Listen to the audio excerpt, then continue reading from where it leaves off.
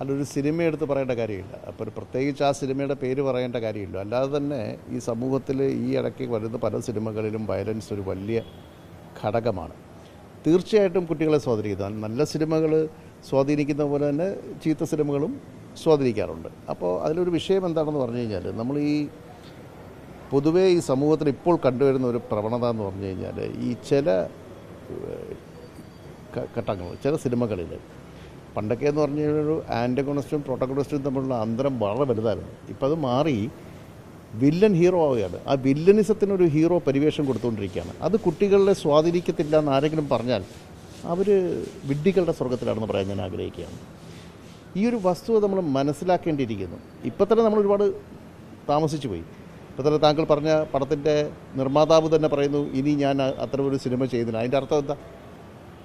അതിൻ്റെ അർത്ഥം അദ്ദേഹത്തിന് തന്നെ കുറ്റബോധം ഉണ്ടായിട്ടുള്ളതല്ലേ.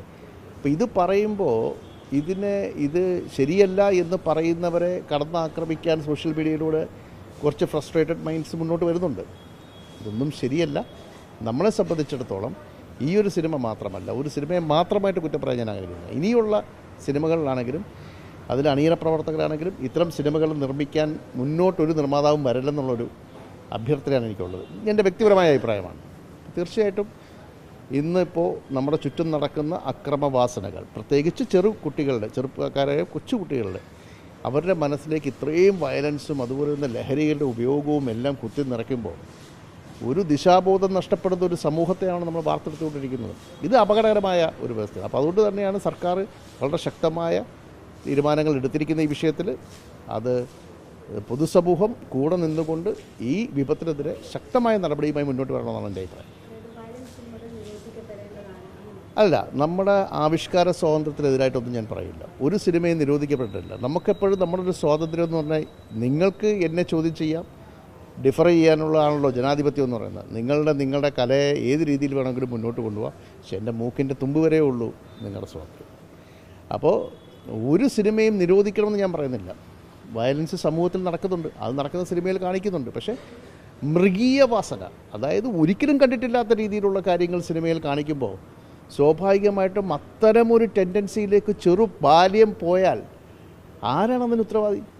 അതൊരു പങ്കില്ലേ? ഞാൻ പറയുന്നത് സമൂഹത്തിലെ എല്ലാത്തിനെയും പൂർണ്ണമായിട്ട് സിനിമ കൊണ്ട് നന്നാക്കാമെന്നോ നീതിയാക്കാമെന്നുള്ള അഭിപ്രായമൊന്നും എനിക്കില്ല. സമൂഹത്തിൽ നടക്കുന്ന കാര്യങ്ങൾ തന്നെ സിനിമയിൽ കാണിക്കുന്നുണ്ട്. പക്ഷേ എന്നിരുന്നാൽ പോലും വലിയൊരു വിഷയമുണ്ട്. അതായത് ഒരു സമൂഹം എന്ന് പറഞ്ഞാൽ ഞാനും നിങ്ങളും ഉൾപ്പെടെയുള്ളൊരു വലിയ വിഭാഗമാണ്. അതിൽ ഒരാളായാലും 10 ആയാലും ഒരാളെ സ്വാധീനിച്ചാൽ അത് സമൂഹത്തിനെ സ്വാധീനിക്കുന്നതിന് തുല്യമാണ്. അതിൽ യാതൊരു സംശയമില്ല. ഇപ്പോൾ തീർച്ചയായിട്ടും ഇപ്പോൾ ഒരു സിനിമ കഥ അനുസൃതമായി ഇപ്പോൾ ഒരു കുടിപ്പകയുടെ സിനിമ എടുക്കാവുന്നുണ്ട്, ഒരു ഫൈറ്റ് ഇപ്പോൾ നടക്കണം. തീർച്ചയായിട്ടും അതിനകത്ത് ഈ പറയുന്നത് ഫൈറ്റും മറ്റ് സീക്വൻസും ഒക്കെ ഉണ്ടാവണം, ചോര ചീന്താം. പക്ഷെ അതിനൊരു പരിധിയുണ്ട്. നോക്കൂ, ഗർഭിണിയായ സ്ത്രീയുടെ വയറ്റിൽ ചവിട്ടുന്നതാണോ ഏറ്റവും വലിയ ഒരു കലാമൂല്യം എന്ന് ആരെങ്കിലും അങ്ങനെ ആഗ്രഹിച്ചാൽ, അല്ലെങ്കിൽ അങ്ങനെയാണ് അവർ ആ കലയെ കാണുന്നതെങ്കിൽ എന്ത് പറയാനാണ് ഇതൊക്കെ? കൊച്ചു കുട്ടികളെ ഗ്യാസ് സിലിണ്ടർ കൊണ്ട് അടിക്കുക, ഇത് ഞാനൊരു സിനിമയുടെ കാര്യം മാത്രമല്ല പറയുന്നത്, പൊതുവെ പറയുകയാണ്. അപ്പോൾ ഇതൊക്കെ സത്യം പറഞ്ഞു കഴിഞ്ഞാൽ എന്നെങ്കിലും നമ്മൾ കണ്ടിട്ടുള്ള കാര്യങ്ങളാണോ? തീർച്ചയായിട്ടും ഇങ്ങനെയൊക്കെ ചെയ്യുന്നവരുണ്ടാവാം.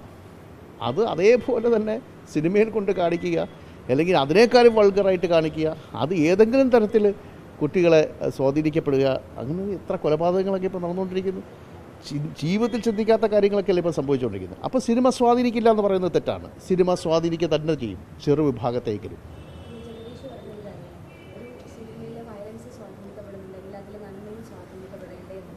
തീർച്ചയായിട്ടും ഹീസ് എ ഗുഡ് പ്ലെയർ. ജഗദീഷിന് കളിക്കാൻ നന്നായിട്ട് അറിയാം. ഇത് പൊതുസമൂഹം അദ്ദേഹത്തിൻ്റെ പ്രസ്താവനയോട് എതിർപ്പാണ് പ്രകടിപ്പിച്ചെങ്കിൽ അദ്ദേഹം തൂക്കി നോക്കും. ഇത് ഏറ്റവും കൂടുതൽ എതിർപ്പ് വന്നിരിക്കുന്ന തങ്ങളുടെ പ്രസ്താവന പുള്ളി തിരിച്ചതേപോലെ മാറും. അതിന് യാതൊരു സംശയവും വേണ്ട. അതൊക്കെ നമുക്ക് മനസ്സിലാവും. പിന്നെ നന്മ എന്ന് പറയുന്ന കരിക്കും വെള്ളം പോലെയാണ്. അത് കുടിച്ചിറങ്ങുമ്പോൾ ഇത്തിരി താമസിച്ച് കിടക്കും. പക്ഷെ തിന്മ എന്ന് പറയുന്ന ട്രിപ്പ് പോലെയാണ്, ടക്ക് നമ്മുടെ ശരീരത്തോട് വരും. അപ്പോൾ അതാണ് വ്യത്യാസം. അപ്പോൾ നന്മയൊക്കെ സ്വാധീനിക്കുന്നുണ്ട്, ഇല്ലെന്ന് ഞാൻ പറയുന്നില്ല. അതുപോലെ തന്നെ തിന്മ സ്വാധീനിക്കുന്നുണ്ടല്ലോ. നന്മ സ്വാധീനിക്കുന്നതിനെ നമ്മൾ ഗ്ലോറിഫൈ ചെയ്യേണ്ട കാര്യമില്ല, അത് നന്മയാണ്. തിന്മയ്ക്കെതിരായിട്ടുള്ള പടപെടുത്തലാണ് ചെയ്യുന്നത്. അപ്പോൾ സ്വാഭാവികമായിട്ട് അതിലെ നമ്മൾ കൂടുതൽ ഫോക്കസ് ചെയ്യേണ്ടത്. അതുകൊണ്ട് അങ്ങനെ സാമാന്യവൽക്കരിക്കരുത്, അതായത് നിസ്സാരവൽക്കരിക്കുകയും ചെയ്യരുത്. ആ ഒരു സിനിമയുടെ ഭാഗമായി അദ്ദേഹം അഭിനയിച്ചിട്ടുണ്ടെങ്കിൽ കൊള്ളാം, അദ്ദേഹം നന്നായിട്ട് അതിനകത്ത് പ്രകടനം നടത്തിയിട്ടുണ്ട്, അതുകൊണ്ട് ഇങ്ങനെ ന്യായീകരിക്കാൻ വരരുത്. അത് ശരിയല്ല. അത് അദ്ദേഹത്തെ പോലെ ഒരാളാണ്, ഒരു അധ്യാപകനായിരുന്നു, കോളേജ് അധ്യാപകനായിരുന്നു. മലയാള സിനിമയിൽ എനിക്ക് വളരെ വേണ്ടപ്പെട്ട ആളാണ്, എൻ്റെ സുഹൃത്താണ്.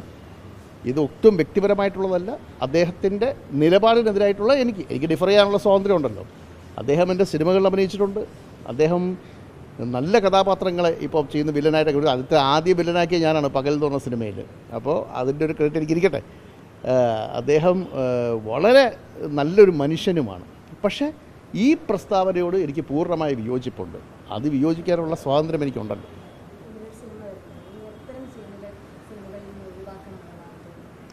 അല്ല, ഞാൻ പറയുന്നത് ഈ ഓവർ വയലൻസ് നിങ്ങൾക്ക് തന്നെ അറിയാമല്ലോ. ഇപ്പോൾ ഈ താങ്കൾ സൂചിപ്പിച്ച സിനിമ കാണാൻ പോയവരെൻ്റെ പകുതിക്ക് ഇറങ്ങി വന്നവരുണ്ട് ഇല്ലേ? എത്രയോ പേരുണ്ട്, കൊച്ചു കുട്ടികൾ.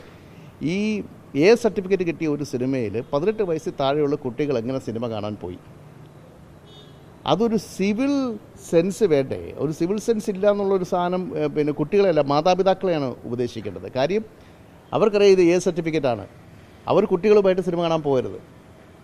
അല്ലെ പിന്നെ നമുക്ക് ഈ സെൻസ് സർട്ടിഫിക്കറ്റിൻ്റെ കാര്യമില്ലല്ലോ. എ സർട്ടിഫിക്കറ്റ് ഉള്ളൊരു സിനിമയിൽ കുട്ടികളുമായിട്ട്, കൊച്ചു കുട്ടികളുമായി പോയി സിനിമ കാണുന്ന ആളുകളുടെ മനോനിലയെപ്പറ്റി ഞാൻ എന്ത് പറയാനാണ്?